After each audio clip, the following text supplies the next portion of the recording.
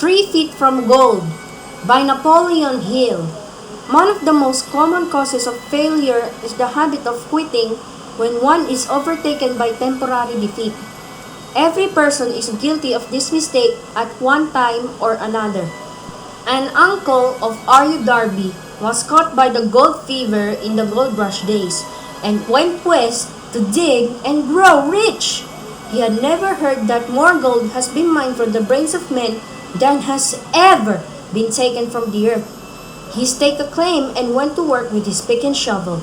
The going was hard, but his lust for gold was definite. After weeks of labor, he was rewarded by the discovery of the shining ore. He needed machinery to bring the ore to the surface. Quietly, he covered up the mine, retraced his footsteps to his home in Williamsburg, Maryland, told his relatives and a few neighbors of the strike. They got together money for the tinted machinery and had it shipped. The uncle and Darby went back to work the mine. The first car of ore was mined and shipped to a smelter. Their returns proved they had one of the richest mines in Colorado. A few more cars of that ore would clear the debts. Then would come the big killing in profits. Down with the drills, up with the hopes of Darby and Uncle. Then something happened. The vein of gold ore disappeared. They had come to the end of the rainbow, and the pot of gold was no longer there. They drilled on, desperately trying to pick up the vein again, all to no avail. Finally, they decided to quit. They sold the machinery to a junkman for a few $100s and took the train back home. Some junkmen are dumb, but not this one. He called in a mining engineer to look at the mine and do a little calculating. The engineer advised that the project had failed because the owners were not familiar with fault lines. His calculations showed that the vein would be found just 3 feet from where the Darbys had stopped drilling. That is exactly where it was found. The junkman took millions of dollars in ore from the mine because he knew enough to seek expert counsel before giving up. Most of the money which went into the machinery was procured through the efforts of R.U. Darby, who was then a very young man. The money came from his relatives and neighbors because of their faith in him.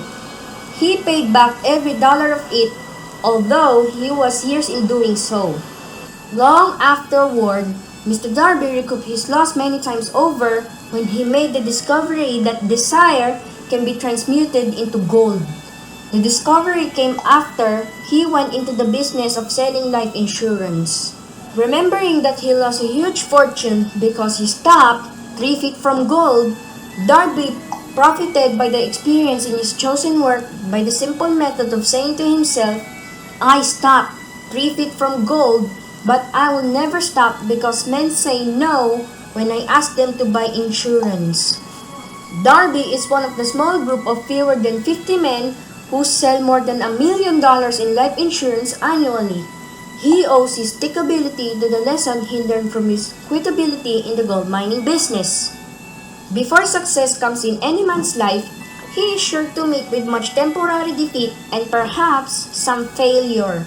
When defeat overtakes a man, the easiest and the most logical thing to do is to quit. That is exactly what the majority of men do. More than 500 of the most successful men this country has ever known told the author their greatest success came just one step beyond the point at which defeat had overtaken them. Failure is a trickster with a keen sense of irony and cunning. It takes great delight in tripping one when success is almost within reach.